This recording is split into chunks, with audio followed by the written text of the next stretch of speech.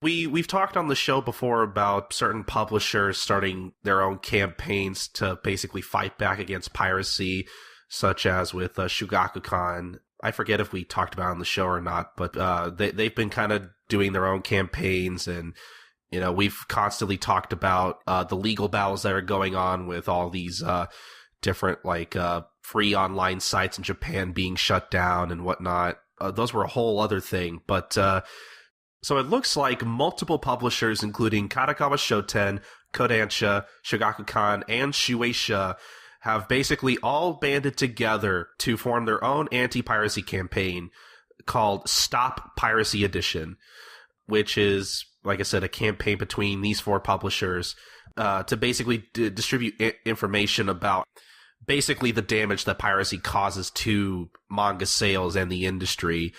And they opened up their own website with a whole bunch of factoids about the damage that piracy causes, which I don't think we'll necessarily go over a lot of them, but I do just want to point out some things here. I guess the website talks about certain websites in Japan and how many visitors they've received and what that would equate to in financial gain, such as free books, which I guess received a total of 17.5 million monthly visitors before that was shut down, as well as a previously mentioned manga site, Mangamura, that had been receiving as many as 160 million people visiting per month.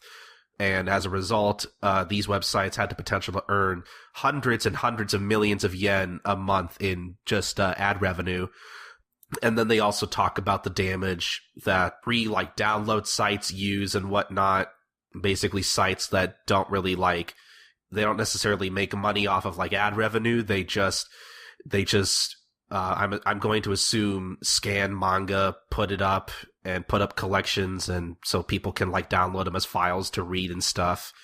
And apparently people who upload manga chapters to YouTube and change the reading format into a watchable video, and they earn ad revenue through that, which is a really interesting way to upload pirated manga. I will say I don't think I would read my manga that way personally, but yeah, that's just that one kind of stood out to me the most personally. I've seen those floating around YouTube time to time.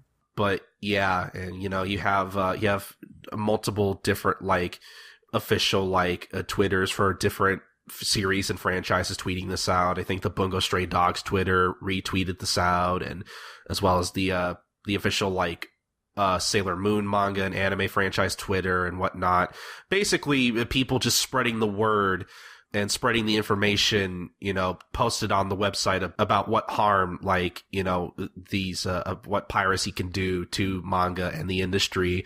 And, honestly, I think this is a good move. Personally, I think it's better than, Shueisha just distributing an open letter in their magazine telling people to stop.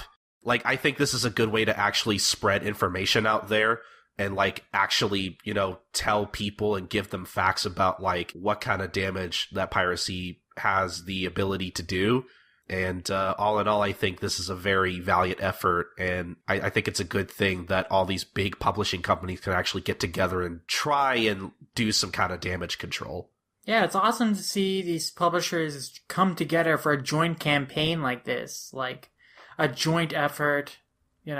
It just having this one solid movement, I think, is going to do a lot of good. I think it's kind of weird to use Luffy as one of the characters you're having in this image. I'm not the first to point this out. But again, a pirate telling people to stop piracy seems like a conflict of interest. It doesn't seem like something Luffy would say or actually believe in. So probably should have chosen Deku for that. It would have made a lot more sense to have a hero from MHA. See, that's the most interesting part of Luffy's character is how he believes that you should buy your manga and not pirate it ever. I strongly disbelieve that. I strongly doubt that Luffy cares.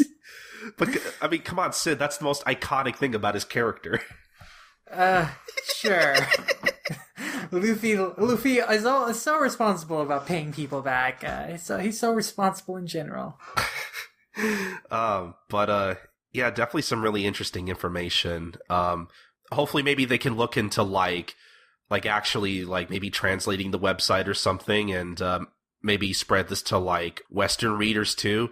Because I mean, I'm sure that, I mean, obviously, you know, like piracy is a problem in Japan too, but I mean, like, I've always felt like manga piracy is an especially huge problem over here too. Yeah. Especially when like it really like breaks my heart when like I see people inside the industry talk about how like at like their official panels and stuff they'll bring up like, oh hey, did you know that you could subscribe to this or buy your manga like this, and like nobody's ever heard of that option at all.